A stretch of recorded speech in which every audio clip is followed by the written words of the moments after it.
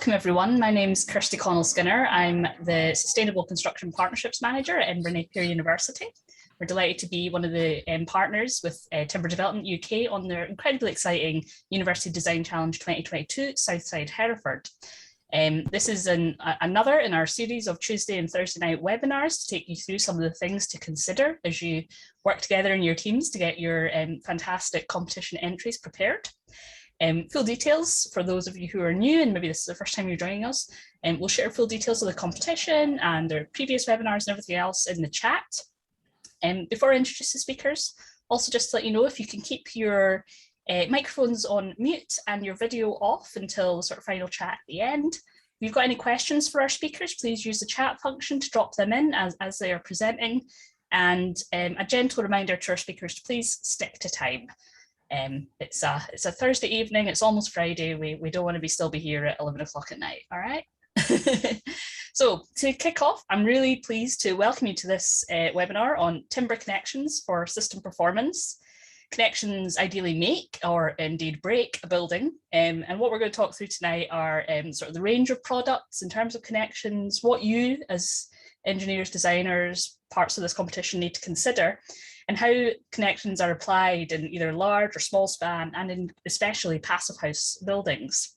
So to introduce our speakers in order that they're speaking tonight, first up we have Dr. Andrew Livingstone, who's a lecturer at Edinburgh Napier University and a researcher in the Centre for Offsite Construction and Innovative Structures. Then Gavin Knowles, lecturer at the University of Bath in the School of Architecture and Civil Engineering, and also previously from Integral Engineering Design. We have Shingi Tarirah, who's a senior engineer at Whitby, and they're structural and civil engineering consultants, particularly interested in sustainable construction. And last but not least, we have Grigor Mitchell, an architect and co-founder of the Passive Collective.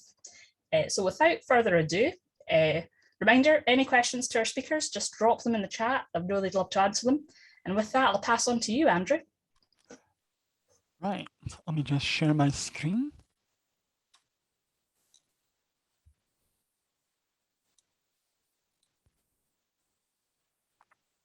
Now, I think you've got my screen.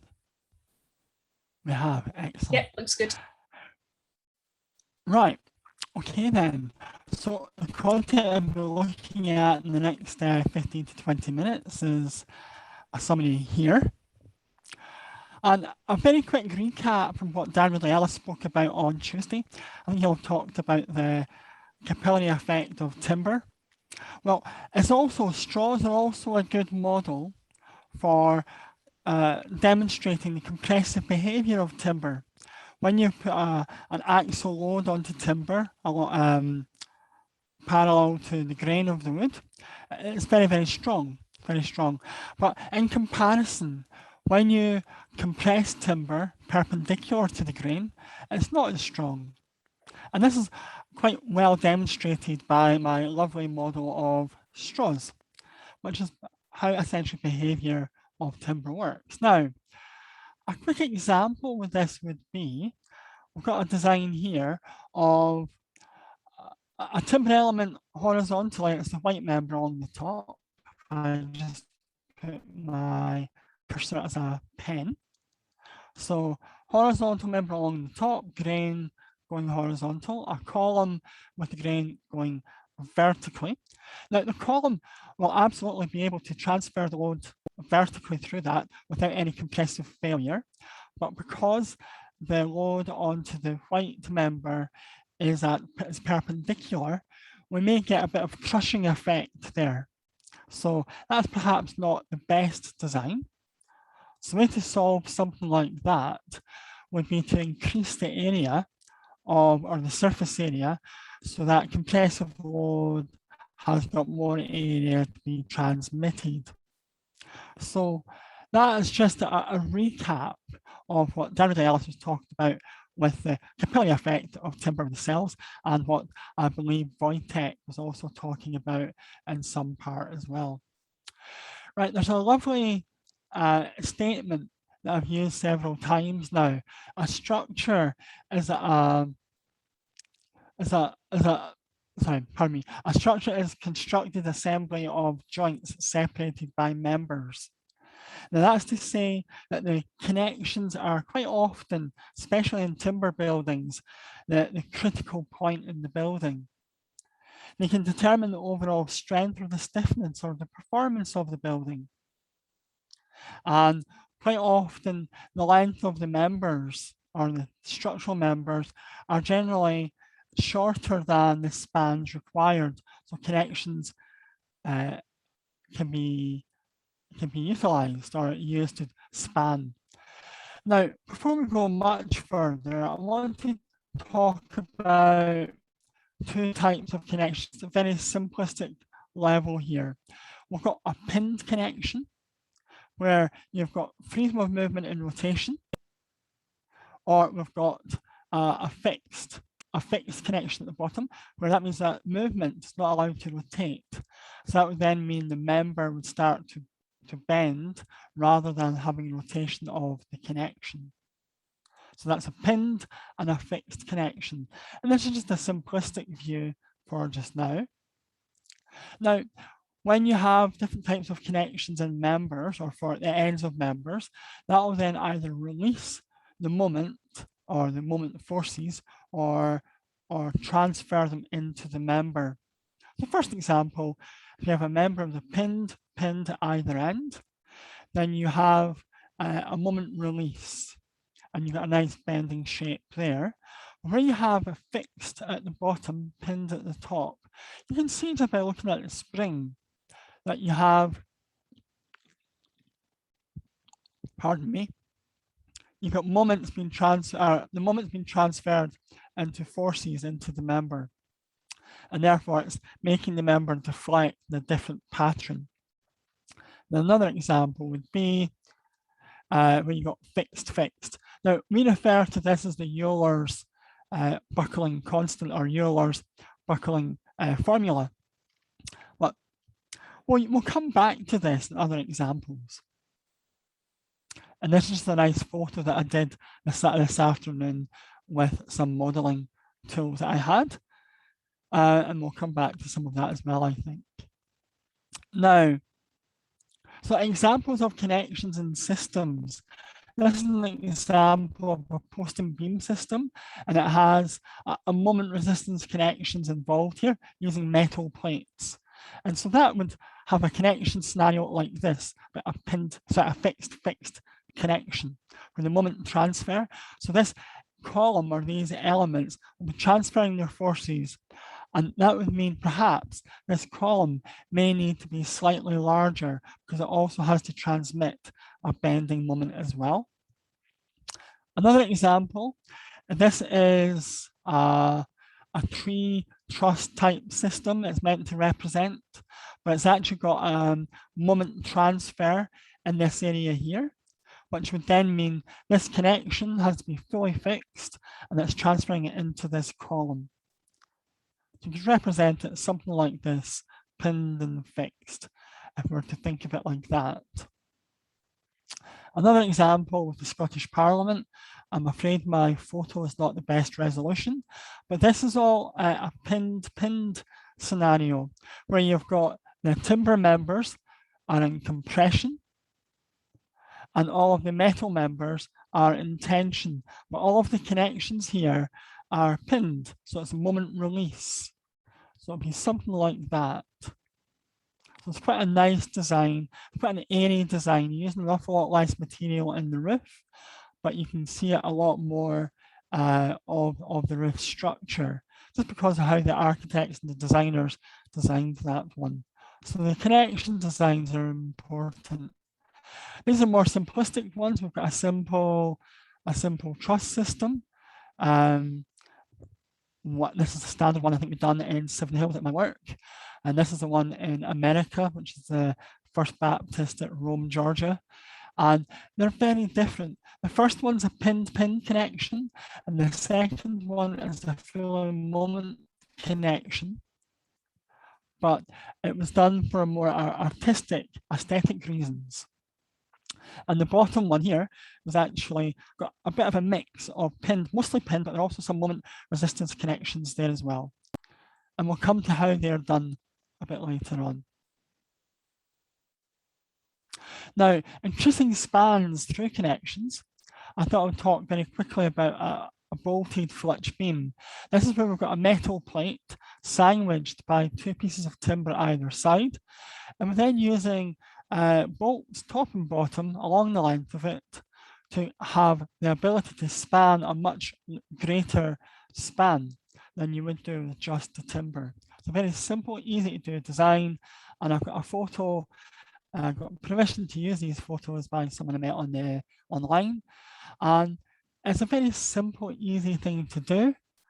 And this is for a retrofit for his house. And I thought I'd also show a piece of work done by one of our students. This is a Belfast Trust design.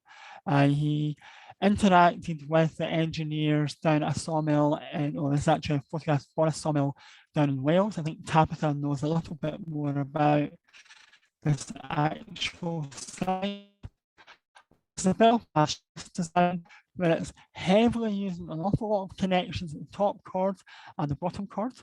And depending upon how you design those connections, you can utilize the timber more efficiently and use less timber and less bolts, depending upon that design. I thought I'd talk very quickly about connection types as well. So we'll start off with traditional joinery. This is a traditional joinery scarf joint. Then we've also got underneath is it a scarf joint, but a glued scarf joint. And there's also a glued finger joint, horizontal and vertical. These can be done mechanically and then pressed together. Then we've got dowel type connections. We've got obviously timber dowels, you've got metal nails, you've got screws and the bolts that we've seen before. And then there's also punched metal plates. This is this top one, the corner here. Then we've also got the three-dimensional steel plates or angle brackets quite often. You'll see a lot of this sort of design in some buildings and structures, very useful to think about. Wojtek on Tuesday talked about glued connections. So I thought I'd put this up as a bit of a summary page for you. I'll not go on too much about that. There's advantages and there's also disadvantages for glued connections highlighted here. Stiffer, more resistant to some atmospheric. There's also perhaps safer in fire, depending upon the glues used. But there's also the quality control and there's the fluctuation of moisture content that may need to be considered in the design where you use that sort of connection. If you're using bolted connections, we can actually strengthen up the bolted connections using either split rings or shear plates or tooth plates. So there's a split ring here and there's also a shear plate demonstrated here. On the next page, this is the tooth plate type of connection. It just adds more strength to the connection by adding additional surface area for embedment of the timber. Now, I'll talk very briefly about Eurocode design for dowel type fasteners. That's your nails, your screws, your bolts. It's quite a complicated method to calculate. And the method that we currently use now was first published in 1942 by Johansson, but then it was more popularized in 1945 when he published the same paper again, but not in Dutch, but in English this time. So we quite often refer to the 1945 paper. I'm not going to go into too much detail or much detail at all, but this is a quick summary of the current version of his equations that we have them now. So for a very simple connection, single shear, that would be a nailing two pieces of timber together with one nail. You would calculate these 6 equations and work out the minimum of them, and that would be the limiting factor, and that would be the value you'd use. Quite simply, we have in the past, at Edinburgh Napier University, have created software that's been released on the Trimble Tech-O-Tens platform. So you don't need to do all of this maths yourself. You can quite easily have access to to some software that would do that automatically for you. As long as you know what data you're putting into the software, then you'll get the correct answers out. But that's just a screenshot of the type of output that would be produced. So some examples of timber connections. Of course, you can have your floor joist, your cladding, your main member to side member or multi-member connections, or your tensile member connections as here. I thought I'd highlight just one of them, perhaps a timber cladding of a building. Now, this is quite a nice example because you've not just got one screw or one nail going all the way through the cladding, all the way into the main structure of the building. You're actually building it up in layers. You're connecting the cladding to a horizontal batten, and you're then connecting the horizontal batten to a vertical batten, and then a vertical batten to the main structure. So you're doing it in stages and steps. There's several reasons for that. One is constructability. It's easier to do one thing at a time rather than trying to line them all up at once and put one nail through the whole lot. And of course, as a structural engineer, one would have to calculate each step within that, making sure the load transfer is continual. Just to finish off slightly, we talked about pinned connections and we talked about moment resistance connections. Most timber connections in timber will be pinned or perhaps a form of semi-rigid, but mostly pinned connections. But from time to time, we will need to do a moment resistance connection. This is a photograph of a building put into a local high school in Edinburgh by a company called Ecosystems.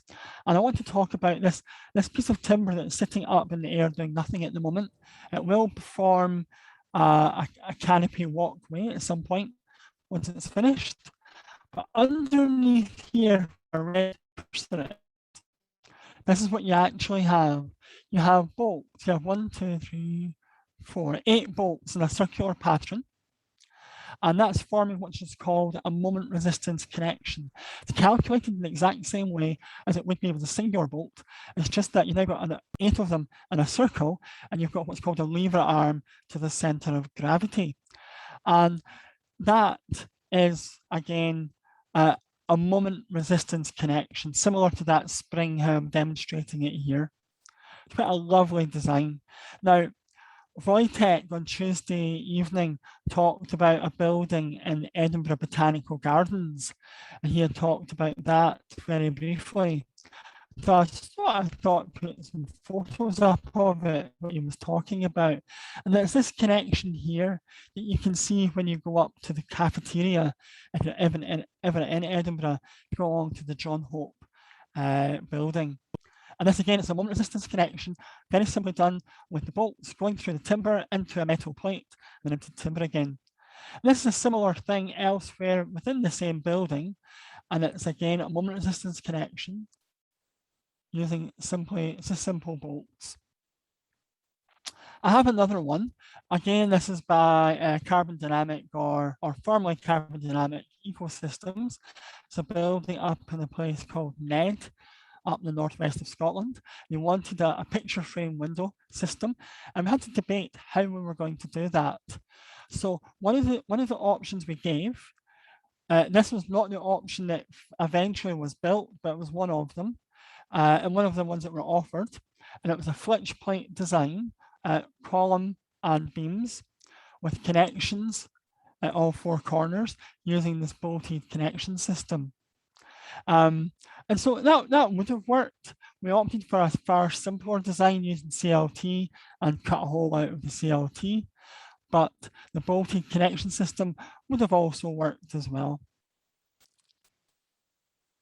And just to replicate that within my previous images, that would be a fixed scenario.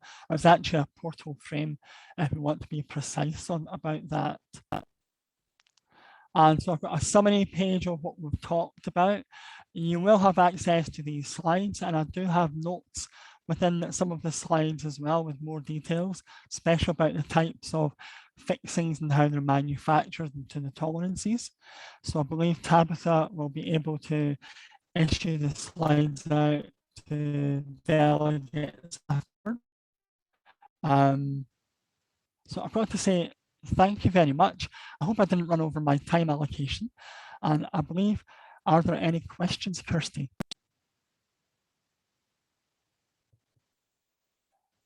I should perhaps tell you you're on mute. Sorry, I'm so used to being on Teams. Zoom always confuses me. No questions as yet in the chat, but please, people do add them in. We can always quiz Andrew afterwards. Andrew, thank you so much. That was absolutely brilliant, perfectly on time, and just fantastic to see that range of connection options. I'm sure everyone here is really disappointed they don't have to do all that maths and can use software because it looked really beautiful, all those formulae, but never mind. Moving on, I'd now like to invite Gavin to take the floor.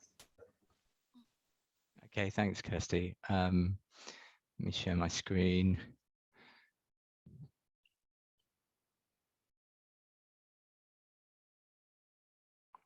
Okay, are we good? Thumbs Perfect. up. Okay, fantastic. We'll go for this then. So my name is Gavin Knowles. As mentioned before in the intro, I'm a university lecturer at University of Bath, but I'm not a pure academic. I have been a structural engineer for 20 years, and I've come to academia a little bit later.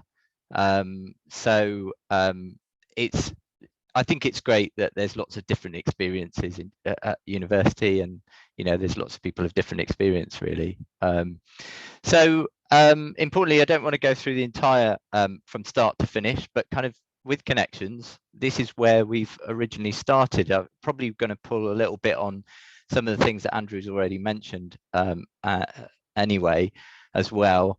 Thanks for your talk, Andrew. It was really good. These are the traditional way that we would connect timber beams together. So green oak beams here, just tenon together. So these connections are really, really simple. They are obviously hand cut and joined together, and then they're pegged together to hold. So this is historically how we always kind of built our buildings. And those buildings, here's a nice little wall plate detail showing these pegs. You can see these pegs were exposed. And it's a great way to build because it's kind of it sort of moves with the technology as it is. It kind of moves with the building a little bit.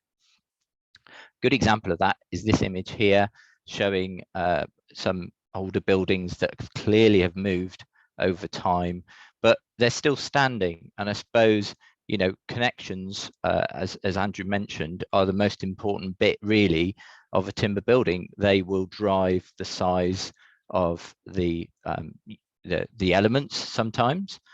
So we saw a few images of bolts being put in to form our connections, and obviously it's important that we get all of those bolts in the connection, and we might need a certain amount of bolts to make the connection work, and therefore that might drive the actual size of that connection to make it work. So it's important to consider that as we're designing. So obviously we've learned a lot from our old technologies, and things have moved on quite a lot since then. But in principle, quite a lot of our timber design is, we can think about connections in terms of different ways of connecting things together. So we can have a bearing connection, and Andrew readily suggested that obviously the thing that we're really interested in there is not crushing the timber. So therefore we need to sort of do some checks on that to make sure that that works. But it's a really simple way of putting our buildings together, and therefore they can go together very quickly. Because remember, the beauty of timber is it's like a kit of parts, and a lot of these are pre-made, or they can be cut on site and made. We can use things like flitch connections, and we can bolt elements together. So column and beam can come together, and either a set of dowels or bolts can go into the connection, and that's another way. We can think about playing to the strengths of timber in terms of, have we got sort of heavy loads in our columns, and therefore we'd be looking at doing something like this on the left hand side, where we kind of can double up elements of timber. And the beauty of doubling up elements of timber is that then we can put in bearing blocks underneath, and our sort of floor beams or our roof beams can just come in and slot into those timber. So again, it's about thinking about timber as a layering system. And exactly similar on the right hand side, where you might have some sort of heavy floor loads, you might want to double up the floor beams, and therefore you need to get a solution to your connection joint to work with that doubling up of the beam. So again, you can kind of put packers, bearing packers either side and bolt them in place.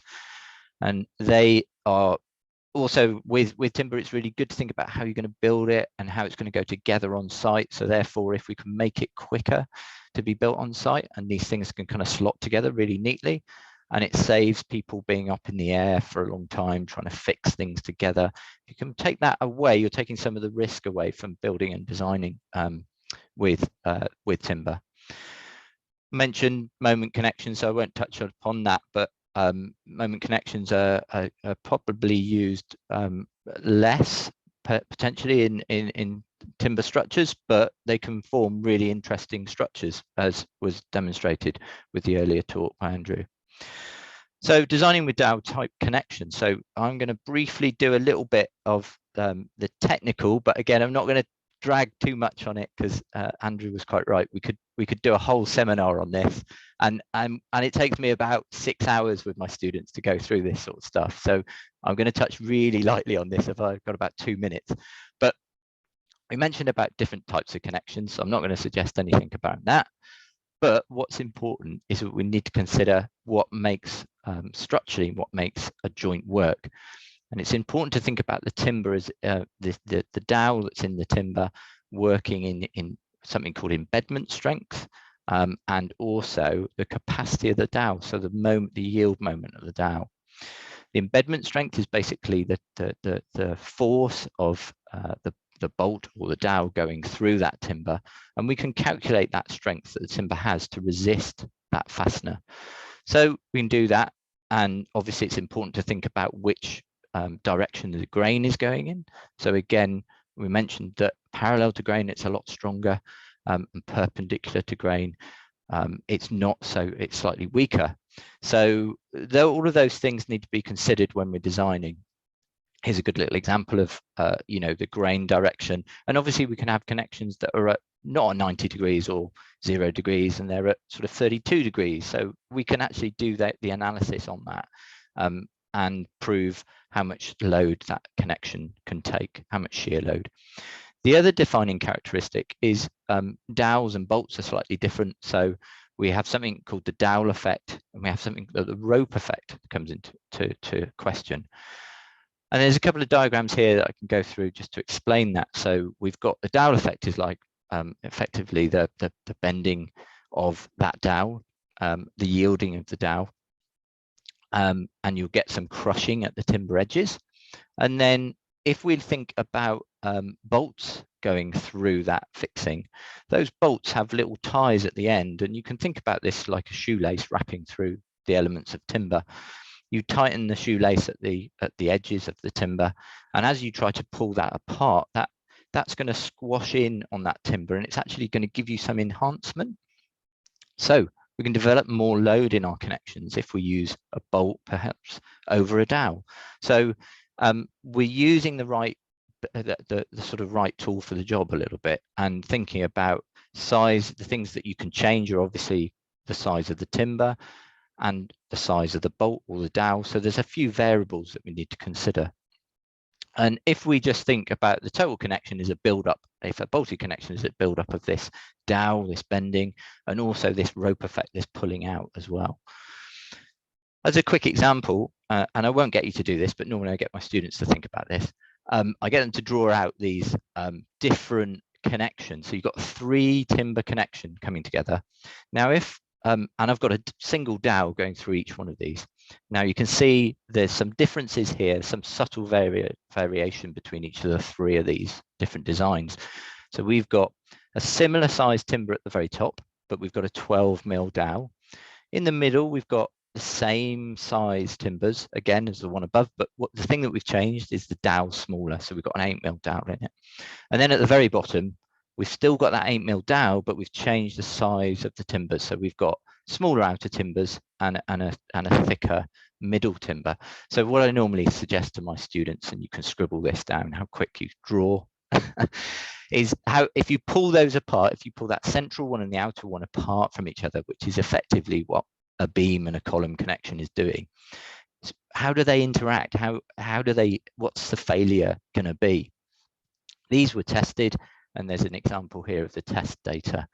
I mean, you've got that first element down in the bottom left hand side. You can see it's similar size elements, and we've got that big chunky dowel.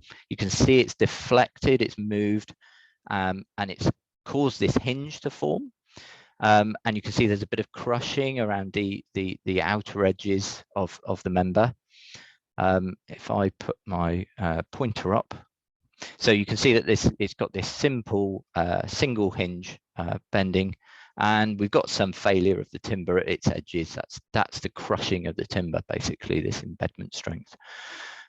If we go up to the top right hand, you can see the smaller dowel. Obviously, because it's slightly smaller, it's slightly weaker, and it's yielded, and it's got this point of contraflexion. We've got two hinges forming here, so slightly different than the other one, but the timber's the same size bits of timber, and you can see the timber's doing that similar kind of crushing, but there's a bit of easing or yielding of that metal member because it's thinner. And then the very bottom one, we've got the thinner element, the 8mm, but you can see that it hasn't got, it's not got the double hinge to it. It's still got this single hinge. And what's happening there is it's effectively crushing the timber a bit more, and it's not yielding as much because these elements of timber on the outside edge are thinner. So therefore they're a little bit weaker, and those are the bits that failed. So really the thing why I show that to my students and why I tell that to you now is that we got to think about all of these things coming together. There's so many variables coming together, and there's quite a lot of failure modes. And Andrew suggested those failure modes. There's these series of lots of modes that can fail, and we can fail in bearing or this sort of this hinge going on. That can occur obviously if you're using bits of timber together, or if we're adding a metal plate in. That can change things a little bit. And I totally agree with Andrew. They're really complicated. These are very long-winded. They're not particularly complicated when you know what all the numbers are that you plug in.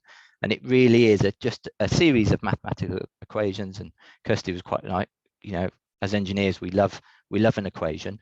But at the end of the day, to speed up work, we can make it quicker if there is a program. And Andrew suggested the program that it would be a very, very quick way of speeding up things as long as you know what you're plugging in and what your expected answers are. So frustrating, but we can make these spreadsheets. And also the iStructy, the orange book is the iStructy guide to EC5 has these series of tables as well. So it's worth remembering that we can kind of find out quick answers as well to our dowel bolt connections. And so we can instantly find out how big, you know, if we're putting a 10mm bolt in our system and we have different member thicknesses that we're joining together, we can, and we've got a steel plate in the middle, then we can think about, depending on our grade of timber, we can get a value out of what that single shear is going to be. So there are quick and ready methods, and I think that's a good example to suggest. Now, I'm going to show you a couple of examples of stuff that we've done at the university here. We normally have a first year design project, it's a joint project between civil engineering and architecture students, and it's all about connecting bits of timber together and really starting to understand the material. And it's a hands-on project. They get given a theme. So the theme this year was levitation. And they have to make some sort of structure that informs levitation. So you can see here on the right hand side, lovely little sketch of they've built something quite sculptural, but you could actually sit on this sculpture. So the idea theme being levitation, you're lifted off the floor. We give them a kit of parts, so everyone gets the same sort of pieces of OSB board. They have some big bits of OSB board that they're allowed to cut only 4 times. They get 2 sheets of canvas, they get 6 pieces of plain softwood, which are basically 2 inch by 2 inch, and then they get some nylon rope. And the idea is to explore what you can do with those members. But the reason for sharing this with you is that actually the thing that falls down, or the thing that is the challenge, is connecting all these bits together. And quite often we get the students to think about how the different materials would be connected together, and they get loads of screws and they get staples and things, and they can use different things. But what was really nice this year to see is that there was a group that decided that we're not going to put any metal fastenings in our member. We're actually going to do all of this by slotting all of our pieces of timber together, and we're going to tie elements together with the rope, and we're going to use the rope in tension, and our structure is going to rock, and that's what the levitation theme is all about. And they thought about sort of how they would put it together and how they would cut it, and they laid out this kind of cutting schedule, which was absolutely wonderful to see. And no metal fixings, so sustainably they were thinking a little bit more about saving elements of steel work within their structure. So just wanted to share you with that one, and then I'm going to share you this, because probably got about 5 minutes left for time. I'm going to whip through this one. I was really fortunate enough, a friend of mine is a cabinet maker, really high-end cabinet maker. This is the sort of stuff that he builds day in, day out. This is a Roco timber bath. I don't know many people with a timber bath, but there's a beautiful one here that he's built before. And he's also dabbles in a bit of architecture as well. So I was fortunate enough to work with him over the summer on the odd day, and help him out with an extension that he was doing for a client. And you can imagine, if he's a fine cabinet maker, he's looking at making kind of prefabricated panels to build an extension. So within his workshop, he's built a series of birch face ply panels, and the stud work in these is formed out of plywood, and they're all machined perfectly, and they're beautiful, and they're all millimeter perfect. So the beauty of prefabricating in timber is obviously we can connect these parts together really accurately within a workshop space, and we can recreate that out on site. So here they are, ready to go for transportation. Here's just an image showing the kind of level of detail that is absolute perfection. You know, these edges are all beautifully sanded. No one's going to see these, but it's kind of cabinet making, furniture design in the real world construction. Even the heads of all the screws have been completely countersunk, and everything's been sanded and finished really well. This is the site. You can see that it's going to, these panels are going to slot into this prefabricated steel frame that's already been erected and lined and leveled. And these panels are quite small, so that they can be they can be handled onto the site, and they can be put in order, ready to be erected. Here's one of the panels that's gone in. You can see that it just has a series of fixities from the top, and it sits on a little elevated wall plate. So that elevated wall plate is just shown here, and you can see that it's been sort of measured to fit within the steel work, and it's screwed down or bolted down, sorry, into the ground. It's packed up and leveled, but also it's this kind of box shape enables this, if you took the lid off this element, it's full with insulation. So there's a little bit of a thermal break there as best they can with it. And it's lifting it off the ground as well to give it a little bit of protection. So that's this kind of wall plate, or this baseline, that if you line and level that and you get that spot on, then these panels can just kind of slot in really neatly. And of course, because they're machined so well, we know that they're going to go into that space really well. There's also a kind of layout of how the panels are to be stacked, so that we know that if we take one off the top, that's the next one to go in line. So very much kind of organizing things as accurately as we can. That's the panels. That's the panels, and the important bit here is the connection between these panels. So there's a long strip and basically that strip acts as a little connector plate between each of the panels. They're just screwed in place. It's very simply done. And you can see there that they've gone into place quite quickly, and then everything gets wrapped and clad in beautiful cedar, and some of the details there that are kind of this kind of more furniture-like finishing of bringing this building together.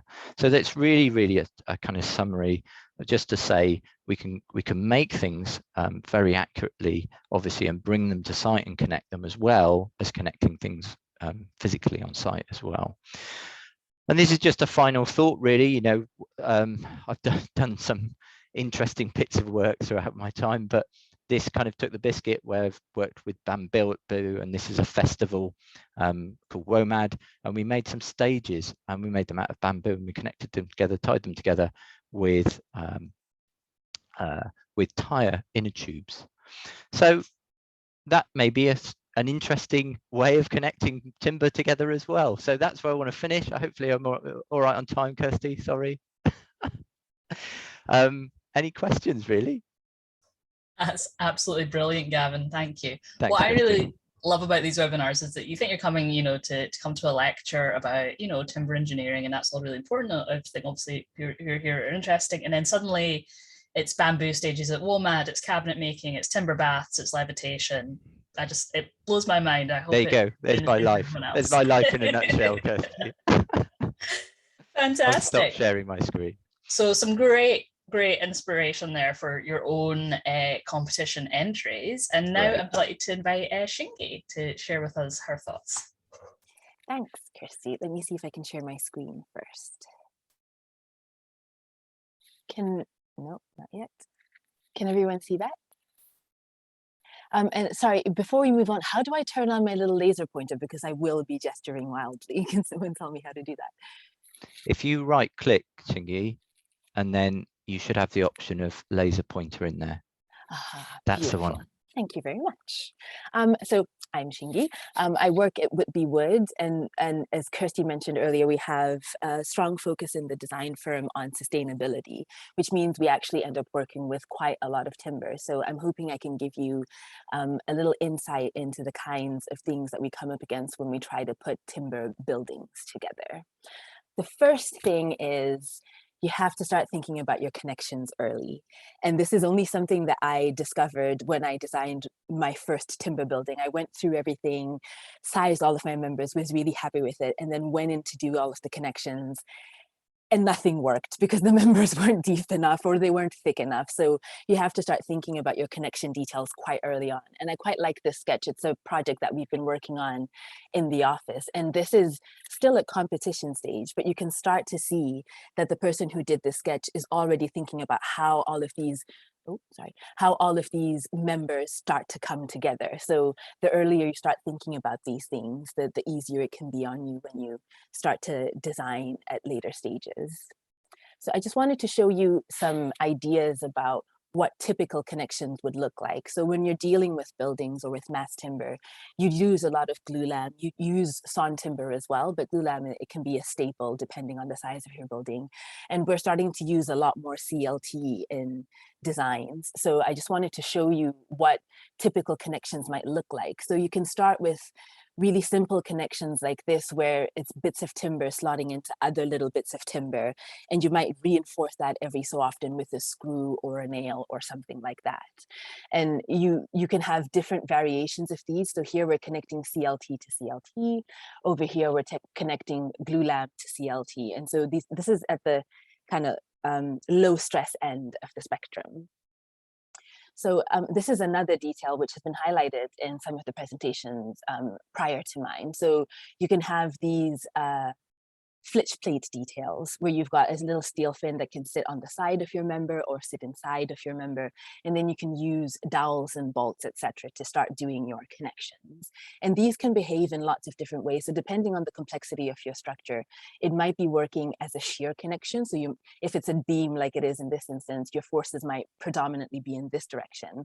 But for something like this, where we've got a little truss member, you might end up having some axial forces that act in your connection details. So some connections might end up not just being shear, but they might end up being bearing connections as well. So you start to have to think about that cross-grain crushing a little bit more, and that affects the sizes of certain plate members that you might use around the structure. So using a lot of these basic principles, we've been able to put together this building. And this is a connection detail for the brace that sits at the bottom here, and for the beam where it connects to the column here. So you can see that we've used a pretty standard flitch plate detail. It's made slightly complex by the fact that our columns are built up. So they're quite large members. This is about 1 meter wide, but the principles are the same. So you end up with steel plates and bolts and dowels to put everything together. So we've, Gavin and Andrew have talked to you before about the Johansson equations and things like the rope effect and the dowel effect, and all of that comes together to help us design what these connections are going to look like. So we use the same basic principles, and sometimes you might get complex details that look like some of the ones we can see on this page, where lots of members are coming together at a single point and you have to figure out how to make it work. But it might look complex, but with the same basic principles, you can actually put some of these connections together. And aside from, well, not aside from, but alongside what Gavin and Andrew were talking about these design equations, another thing that I found really critical in my design career is understanding the importance of the spacings of your different fasteners. So I showed you in the page previously that we've got flitch connections with dowels and bolts, and those dowels and bolts all have to be spaced so that they behave in a way that doesn't cause your connection to fail unduly. So this is something that we tend to talk to architects a lot about, because spacings, especially for connections that are visible, they become really critical, because something that's working quite hard might look like it's working harder than it is. It feels like it's taking up more space on the timber. So spacing is really, really crucial. It doesn't just prevent certain kinds of failure modes, which are highlighted here, but it also can affect the way that your connection looks. So it's something that's really important to think about when you're starting to conceive your connection designs.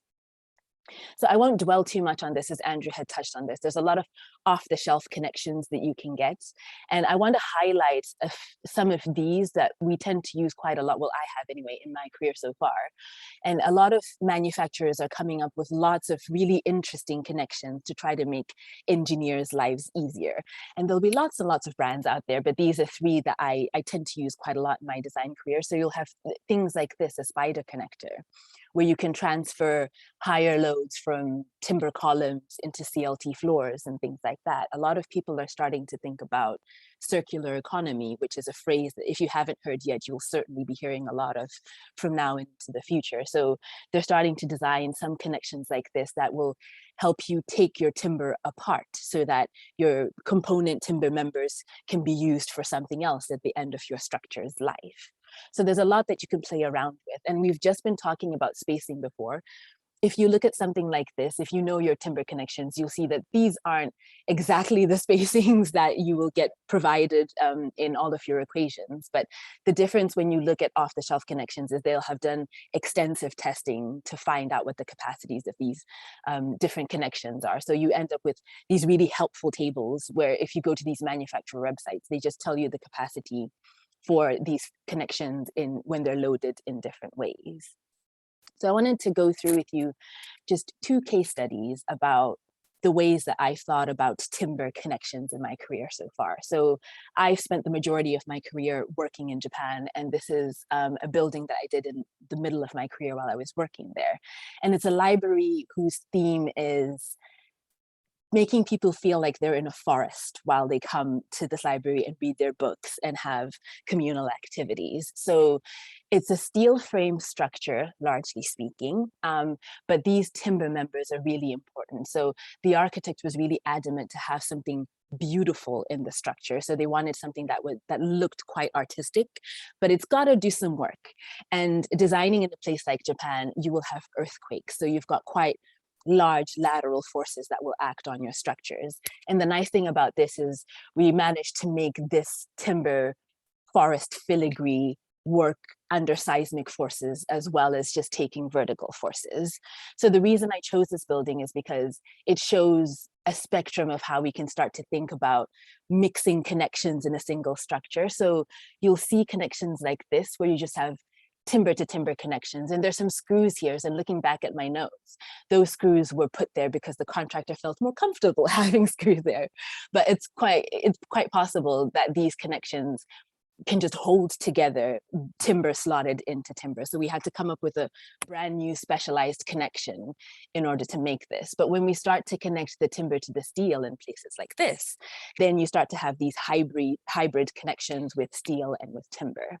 So I'll focus on the first connection here, so you can see these timber to timbers. And if you look really closely, you can start to see some of these screws, which are not very hard working. But I thought this was quite interesting because the Japanese have a very strong tradition of using timber in their buildings, and they're really comfortable with not really having too much steel in their connections. So it's inherently a sustainable way of thinking about how you put your structures together. But there's stuff that's a little bit more traditional like this, which is like a daisen joint. But as time progresses and we all modernize, you start to get really complex connections that you could put together. So with modern CNC machinery, you can actually start to come up with your own brand new kinds of connections that could be really interesting and really engaging. And you can start to think about new ways of putting timber together that we haven't really explored before, which I think is quite interesting. And I mentioned before that we had to connect these timber members to some steel that was on the roof. And this is where things start to get a little bit hybridized, because these are quite complex connections when you start to have to think about how your timber interacts with other parts of the building. So we ended up using quite a bit of steel here. And it's important to note that the steel it's not just about connecting this timber, but because you're working in a seismic zone, ductility of your connections is really important.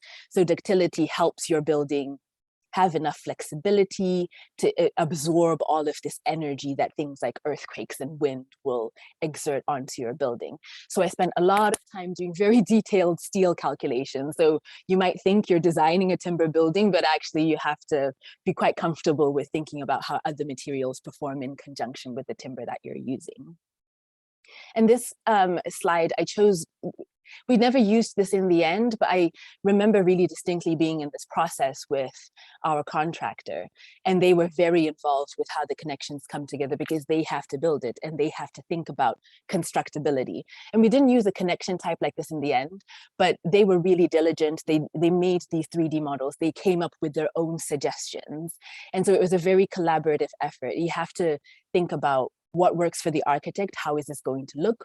What works for the engineer, is there enough strength in this? And what works for the contractor, can we actually even put this together? So it was a really interesting project because we had to have lots of conversations between different disciplines to come up with connections that made sense for everybody. The second project that I wanted to share with you is a structure that we designed. It's a temporary structure that we designed for the COP26 get together that was there last year. And unfortunately, we haven't been able to build it, but hopefully we'll be able to do something with this year. But the really important thing about this structure was the architect had this lovely idea. You have a steel container here that forms part of this tower, and they wanted to showcase this idea of timber as being this material for hope, and they want the structure to move between lots of cities. So the idea was all of these timber bits that make up this structure can be taken apart, put into this container, and that container is shipped to your next location where everything is unpacked and then put back together again. So thinking about how these connections are put together in the first instance, but also how then they're taken apart to allow for the transportation of the structure was really important.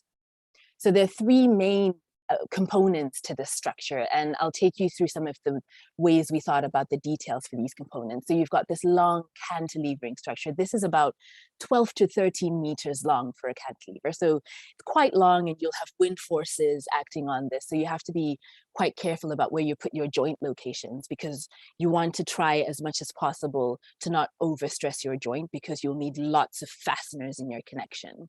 So we had to think about where we would place this joint. And in the end, right in the middle was the best position, because we want as few parts as possible, because this all has to be deconstructed in a reasonable amount of time. And the architect wanted the expression of this to be more timber than steel. So although we need a bolted connection here. We were able, it's not clearly shown in this diagram, but we were able to recess the bolts that tie these pieces of timber together at this joint location and then plug them so that when you look at this from the outside, you just see a flush timber surface and you don't really have any idea of the steel fasteners that have gone into this connection. In the next component, this is what we were calling the tower. This sign that was going to have lots of different messages depending on what city it was in, it had to be connected quite firmly to the container at the bottom. And the thing that I quite like about this project was we had this steel container, and I think you might automatically think that's going to be the hardest working part, but actually the steel container wasn't strong enough to take all of the forces that we had acting on the structure. So we had to line the container with CLT because only a timber panel could do the job. So we had to think really carefully about how this sign connects with the container that the CLT that we've used to line the container. And some of those off-the-shelf connections that I showed you earlier, they can be quite high strength and they can perform really, really well. So we used a combination of some bespoke connection details like this one here, and some regular off-the-shelf connections to put this all together. And it was really important to find something that was off the shelf because if it moves to a different city in Europe, for instance, we want them to still be able to find a connection that works for this structure. The last component of this structure is this little exhibition space here. And you won't be able to see this from the outside, but there's a nice image on the inside here that shows that this exhibition space is basically supported not just by the CLT walls that form the walls and the floors and the roof, but there are two glue lamp frames that do quite a lot of work, and they take wind forces that act in this direction. So Andrew had showed this before, and the concept is the same, that you've got a moment bearing connection. And in this instance, we were able to use bolts to put these members together. And you can see in this image here, we've got a double column with a single beam threaded in between them. And that's because this cantilever was causing large forces to arise where these frames are. So we needed to double up our members in order to get enough capacity, but still get something that looked attractive architecturally. So we've got lots of different kinds of connections that are doing very different jobs. But the really key thing about this is a lot of these connections are exposed. So you have to think quite carefully about what kind of connection you use where, because the visual impact of that would be quite strong. Another really important part of the design for this structure, especially the exhibition space that we were just talking about, was we had to think about how to design for water management. Because we're using quite a bit of CLT, we have to be careful how we treat it.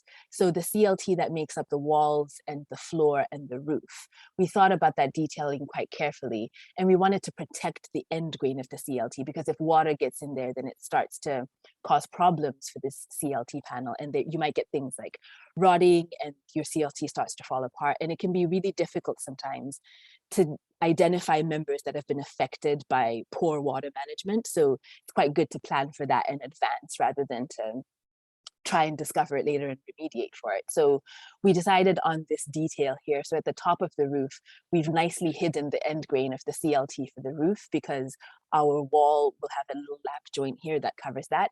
And the architect had a waterproofing layer to sit on top of this, so we can also protect the end grain of the wall. And at the base, our initial idea was actually to have the screw coming from underneath the slab and into the wall so that it wouldn't be visible. But we talked to the contractor, and that's quite difficult to put together. So this is another example of how you have to balance aesthetics with structural performance with constructability.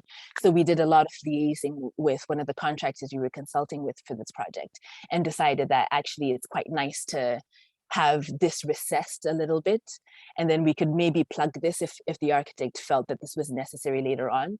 But having our fasteners come in from the side rather than from underneath was really beneficial for them being able to put this structure up. The last thing that I wanted to focus on a little bit is this: designing for fire is a really, really big thing when you're designing timber buildings in the UK right now, especially after Grenfell, when the rules for things have changed. So this is from a catalog for a maker who produces off-the-shelf connections, and they've done a lot of fire testing for the connections to make sure that you can still get decent capacity even after situations like this, where you've got quite a lot of charring.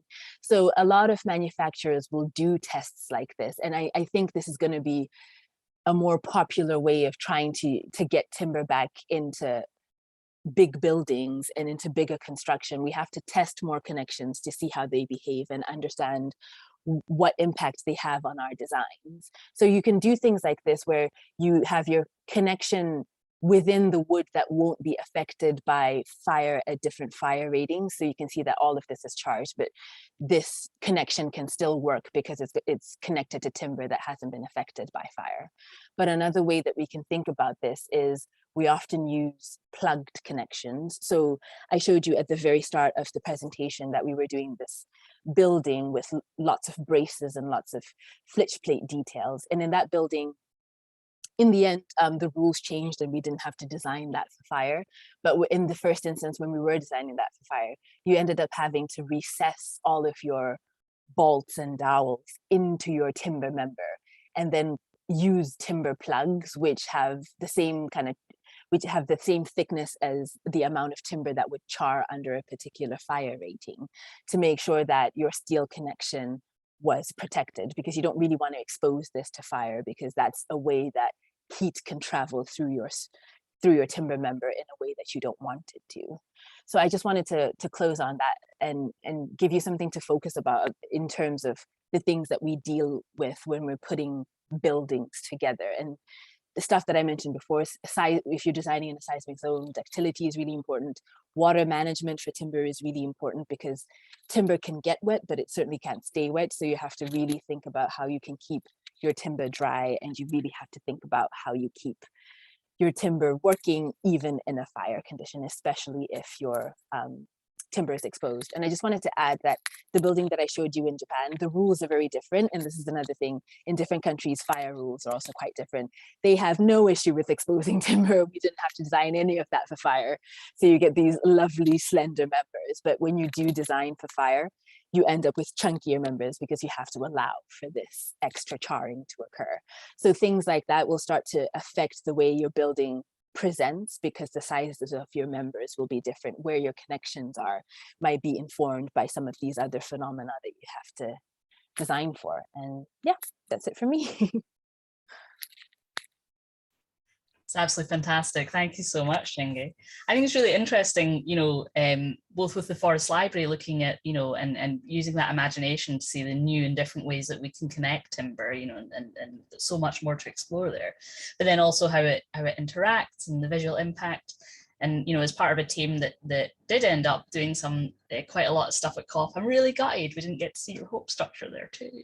I am as well. I'm hoping there's a nice festival at some point somewhere where we can present this. It would be really cool. So we've got a couple of questions. If I can just yeah, sure, ask you these before we move on to Grigor, if that's all right, Grigor, as well. That's fine, yeah. Andrew has cheekily asked a question, very naughty, but he's wondering if the container in the Hope building could have been made from timber or indeed CLT. That's a really interesting thought, because in the end we had to line it, right? And I guess it's just something that it hadn't occurred to us. But I think the other benefit of using a steel container is it's quite easy to protect. You don't have to worry about the exterior of that container being affected by water and things like that while it's during transit. So all of your timber is nicely tucked inside and protected. But if there was a way around that to think about water management, which we've just been preaching about, if we can figure that out, then that would be a really lovely idea, actually. Fantastic. And then moving from water to fire, a question from O'Shane. Could you use a timber plug with a lower char rate to reduce the depth of the timber plugs and potentially express the connection subtly? Sorry, would you say that again? So I didn't quite catch all of that. Yeah. I may be getting this wrong, but could you use a timber plug with a lower char rate to reduce the depth of the timber plugs and potentially express the connections subtly? Yes, I suppose you could. It's just the issue at the moment, well, as far as I've designed to Eurocode anyway, is a lot of your timber materials have roughly the same kind of char rate. There isn't really anything that I've seen on the market just yet that has something that's wildly different, that burns much slower than everybody else. But we are developing new kinds of ways of putting timber together. So there are things like Akoya that it's kind of like pickled wood that helps make more durable timber for things like that helps with water management and resistance. So there might be something to think about in the future there. How can we put lamellas of wood together, for instance, to create different charades? I think that could be a really interesting idea to pursue in the future. Fantastic, thank you.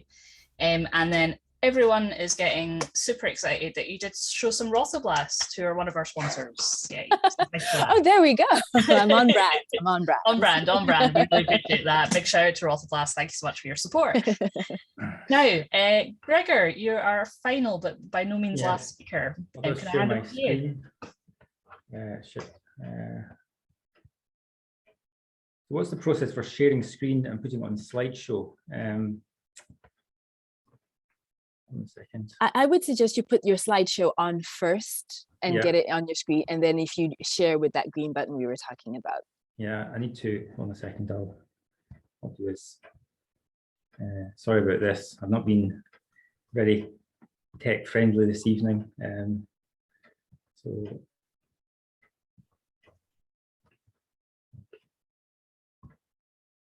if you give it a bash, Grigor, I know that Tab, I think, has your slides as well. So yeah, okay. If that's not working. Can you, is that sharing now, is it? Yeah, go for it. Okay. Fantastic. Okay, there you go. Oops.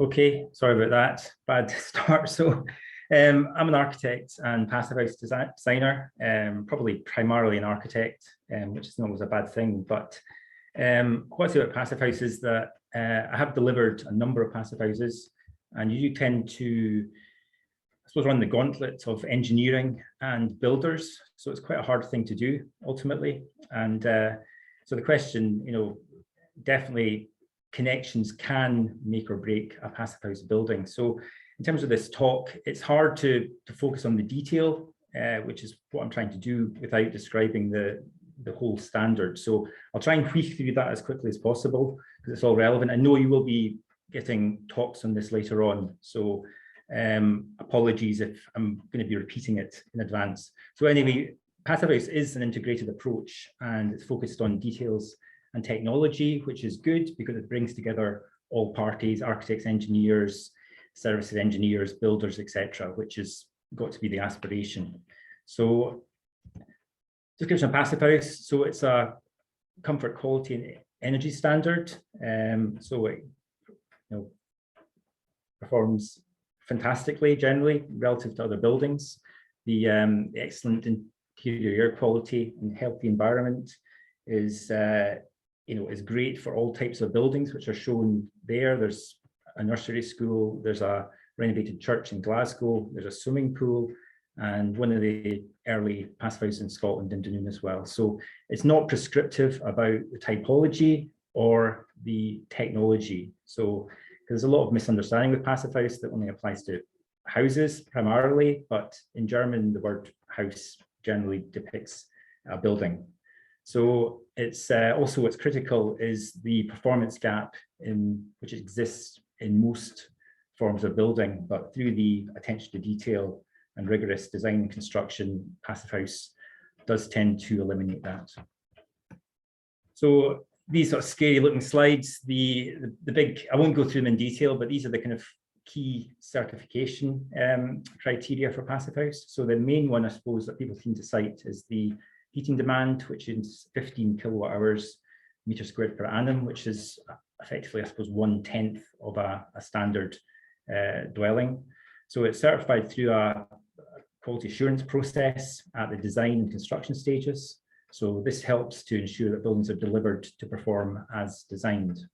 And the tool is PHPP, that's the modeling tool and optimization tool that's used with Passivhaus. So the example is shown on the top right, and that's the cover sheet, which tells you, yes, you've passed, wonderful.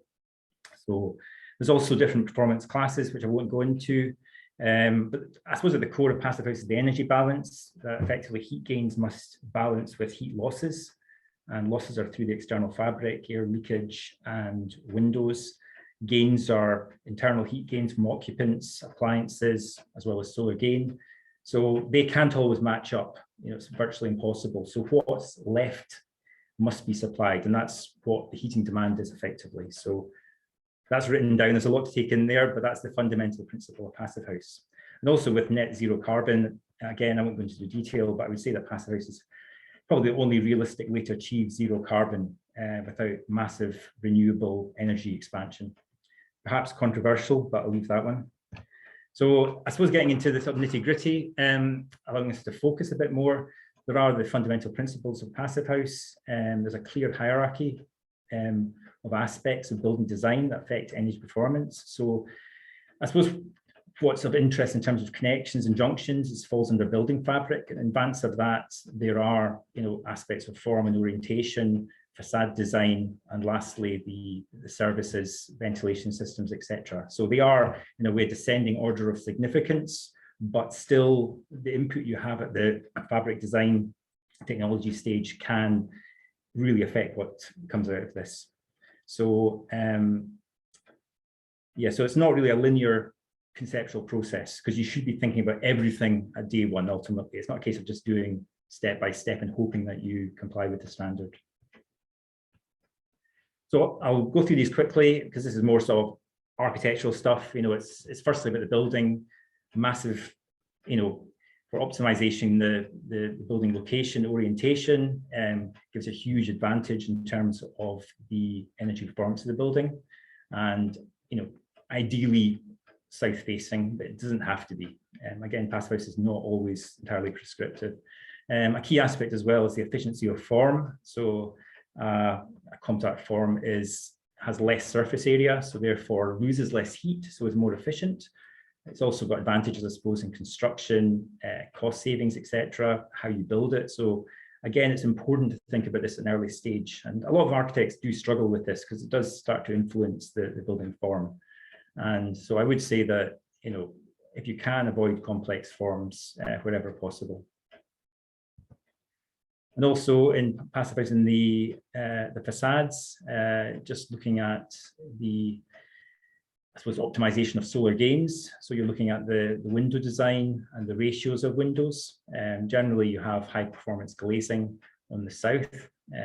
Unfortunately, that does provide risks of overheating, which need to be countered generally by using large overhangs. One thing that is quantified in the software is this, which is shown on that graph there, is transmission losses versus heating gains at each window. So the example shown has a lot of gains on the south, but when you look to the west, there's actually more heat lost on the west orientation than gained through the sun. So there are kind of optimal arrangements, but you do find it's hard to design that in on all sites because you might well have a beautiful view to the north, for instance, that you need to deal with. So that would generally mean you need to use more insulation to combat the heat loss through that.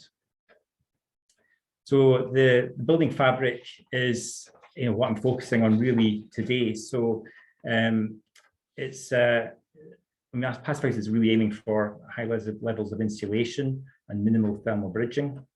So I suppose you would actually look at these aspects at an early stage of the design process, and because it does change the nature of the building and how it looks ultimately, and also how you draw it. I mean, to draw a wall in Passive House, it's going to be about 400 mil thick as opposed to 200 mil thick. So it does change the overall concept. And so you're looking for continuous insulation. The details I'm showing there are wall-based details, projects I've worked on. So what I'm trying to achieve is continuity between the insulation to the slab and the walls. I mean, the one on the left, the section is actually a CLT building, so the insulation is on the outside and it connects with the insulated draft foundation, which is sort of an ideal situation for performance.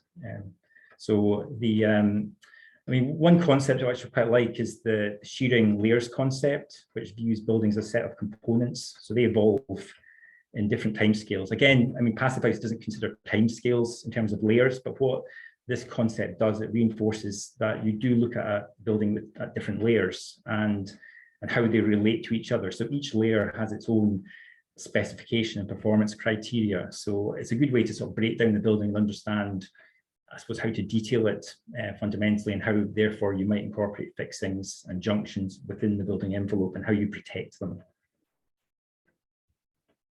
So I suppose the key aspect of Passivhaus that relates to junction fixings is probably the thermal bridge-free construction. So a thermal bridge is a localized weak spot where heat flow is substantially greater than in adjacent areas. So heat makes its way from the heated space towards the outside, and in doing so, it follows a path of least resistance. So therefore, metal fixings are problematic. Steelwork is problematic. Timber less so, because it's got lower thermal conductivity.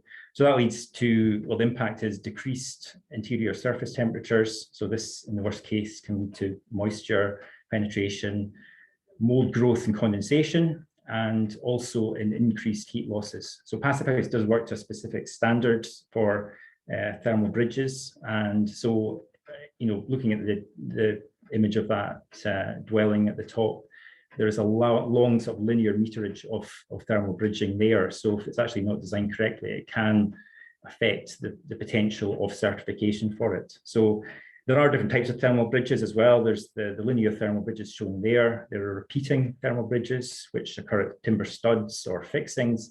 And I suppose the most troublesome are the nodal or point thermal bridges, where you've got intersection of different elements, or you've potentially got a steel beam penetrating the insulation, say for canopies, ventilated facades and insulation fasteners. So the thermal bridge calculation left is interesting. That shows metal stud construction and an external wall. And what's interesting with that is that in that there is no difference in performance if the space between the metal studs is insulated or not. So that, I suppose, reinforces the aspect that any sort of metal work in the facade, if it's not insulated externally, can be really problematic. And inside, there's some of the classic diagrams of mold growth and heat loss at windows, etc., which are the kind of critical details, if you like. So another part, I suppose, which does play with fixings is the idea of draft reconstruction. So fabric air leakage can have a big impact in thermal performance and I suppose occupant comfort, as well as air quality. And the air tightness layer, which is usually on the warm side of the insulation, not always, but generally, and you should generally try and protect it with a service void. That it plays a really important part in protecting the fabric from interstitial condensation, where it condenses and causes rot. So with timber, extremely important to avoid any water moisture getting into that. So the Passivhaus certification allows for a maximum total air rate of 0.6. So this is actually tested on site. It's the only part of Passivhaus that's actually physically tested. All the rest is assessed using the software.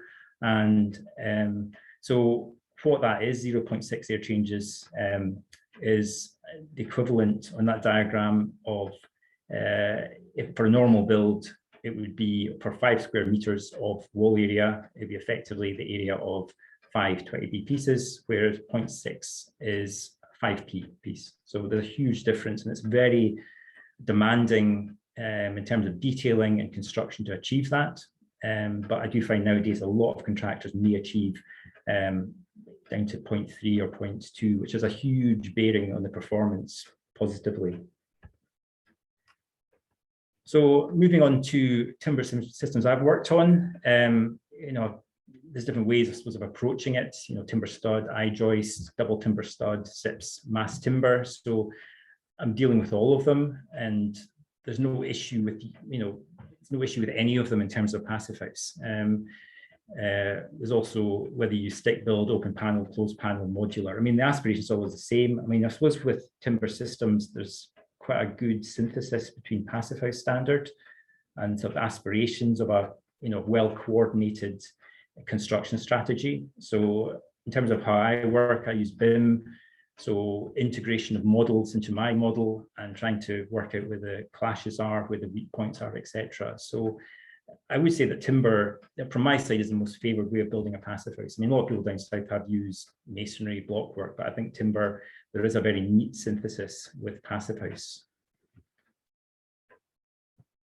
And I suppose moving on to what we call problem areas. These are all things that I suppose, had to grapple with on projects, and I suppose it's often down to the engineer you work with or with the contractor to resolve that. But the best approach, as ever, is to tackle them at the start and understand that these are things that can be problematic. So one big thing is timber fraction. If you're looking at stud work, etc., often you find there's cripple studs supporting ridge beams, etc. And it can be especially problematic if it's a wall which is not insulated externally, where you have through timber. So that results in heat loss and reduced internal surface temperatures. So I suppose the way to avoid it is to reduce the amount of timber. Not always possible, but if you can reduce through timber, that's a good strategy. Or potentially use different systems such as double stud or I-joist, where there's less thermal bridging. Yeah, and as I said, insulate externally. So that tends to overcome that. Another gripe as well, I suppose, are holding down straps, which are often detailed to be fixed on the face of the underbuild and then taken through onto the inside, onto the studs, which is a huge thermal bridge and really hard to deal with. So the example I've shown in the photograph is actually taken down vertically through the base rail, and which means it's within the insulation layer. And the problem with obviously coming from outside to in is it's heat loss, as well as you breach the air tightness layer as well. So there are ways of dealing with this in terms of detailing if it's discussed at an early stage, because it's often missed and then it happens. And at that point, it's really hard to change it, of course. Also, things like hangers, intermediate floors. I mean, I prefer to kind of approach it as if you like a balloon frame, where you've got a runner fixed internally, of which the rafters floor joists are supported, which means that the air tightness membrane can run continuously behind that. So that detail is not so much a problem for thermal bridging, more just for the continuity of the air tightness layer. And you've got the same principles at ridges, where you've got glulam ridge beams, and you have to take the air tightness layer over the top of it. So that's more of a, I suppose, a sequencing and coordinating aspect during construction to make sure the builders do that, so that you can get the continuity of the air tightness layer. And the last slide, or second last one, is regarding the base of the wall, which I've shown you some images from projects. So this is, again, a tricky area, and it really, obviously, you're subject to ground conditions or slopes, etc. I do prefer to use passive raft type systems, where you're insulating the slab below and on the face of it. So if you are using insulation on the outside of the timber frame, you do get that continuity of that detail, and that also improves the wind tightness, air tightness, so it wins on many fronts. But if you can't do that, alternatives are using things like foam glass blocks, which have a relatively low thermal conductivity and a high compressive strength, and a high cost as well, unfortunately.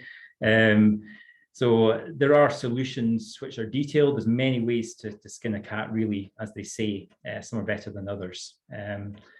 But the last, I suppose, area that can be problematic are canopies and balconies, that generally it's better in passive house to build them as external structures, that so they are self-supporting, rather than taking structural members through the facade. Even if it was timber, which is better than steel, you're still penetrating the air tightness layer. So the example photograph on the right shows a projection which is face fixed on the outside of the timber frame. There is a supporting column on the corner. It's not cantilevered out effectively, but this is where, I suppose, good timber engineering comes into play, to understand how it can be separated entirely from the thermal envelope. So, because these, any penetrations through the facade can lead to heat loss and condensation. So lastly, just looking at some specialist products that tend to be used. There are companies that do warranty build systems. Say the example shown is using wood fiber with stud work and outer insulation. So you have all the data in terms of thermal conductivities, and you've got BBA certificates. So it's always better with Passive House to use certified products if you can. It makes the whole process simpler. But as I spoke about, you can use insulation in areas, I see at windows with, that's an example of, what's it called? Compact foam, which is, it's got really high compressive strength. Also use thermally broken fixings. One shown is for fixing wood fiber insulation into timber frames. And then you get a multitude of air tightness tapes and membranes. So the example shown is they have wind tightness tapes from the outside, and they've got tapes for every application on the interior. So all these things cost money. So but then the way I see it, if you are quantifying these things at the outset and understanding that they're required, you can sort of optimize their use. And it's all about communicating these aspects to the builder so they're using the right products, that they understand what air tightness is, and therefore that they can look at sequencing. So like any building project, it's all about clear communication through the process from start to finish. So I'm on to my last slide. I'm not sure how I'm doing time-wise. What I would say is, really just to conclude, is that the gains you can make early in the process, really by plugging in idea of technology, junctions, fixings, you can have a major influence on the outcome. Whereas if you're trying to address these aspects later in the process, the cost of addressing it is huge. So I'll leave it there. Thank you. Brilliant. Thank you so much, Grigor. I need to steal that last slide for when annoying people come to me at the end of a project and ask for changes, because that's just perfect. It does work in all aspects of life. Yeah. Really. No, really, really fascinating stuff. And I think, particularly, looking at the challenges that can arise, those problem areas, the thermal bridges, everything that you covered there, really, really important things for all our competition participants to consider in their own designs. So thank you so much for sharing that. Okay. We're at 3 minutes to 8. I know there's a lot of chat going on amongst the speakers, which is great on the chat, but if there are any questions, if people you can raise your hand now. You don't need to put your question in the chat. You can turn on your videos if you like. If anyone does have any questions they'd like to ask our speakers before we let them go at the back of 8, that'd be wonderful. There's a question that's just come through here from Ben. Grigor, I think this is for you. Could you extend the length of the rafters of Passivhaus certified buildings to create an overhang? Would these rafters need to be insulated and boxed in? You could do that, but the problem is that by insulating the rafters, you're increasing the thermal envelope, the square meterage. So you can always get it to work in some way, but it's not ideal. You're always looking for the kind of best solution. So I think if it's possible to cantilever in some way, design-wise. So these are kind of design strategies at the outset, but that's probably not really ideal to have that scenario, I think. Okay. Any more questions for our wonderful range of speakers before we let them get to their dinners and, BBC's The Apprentice, which is always my Thursday night plan. So. Maybe that's just me. Okay. It's definitely not just you. Excellent. Okay, well, if that is everyone, I just want to say a massive thank you to Grigor, to Shingi, to Gavin, and to Andrew for all your efforts tonight, especially as well to Robert and Tabitha, who are organisers and are here every time there's a webinar, which is wonderful. A reminder in the chat, there's links to the competition, there's links to the previous webinars, and please join us next Tuesday, where I'm going to desperately see, because I can't remember off the top of my head what the topic is. Next Tuesday is timber in a sustainable built environment. So I think that should be really, really good. So yeah, Tab has just shared all the team information and everything else that you need to know. So again, thank you so much. If you do want to stay on, I know that Tabitha is here for next 30 minutes. If you've got any questions or sort of general ad hoc, organizational stuff about the competition, please do come and ask us. But on that note, thank you again so much to all our speakers. Really fascinating contributions, and a lot for, I think, all of our students here tonight to really consider to make sure their designs are the best they can be. So thank you. Okay, thank you.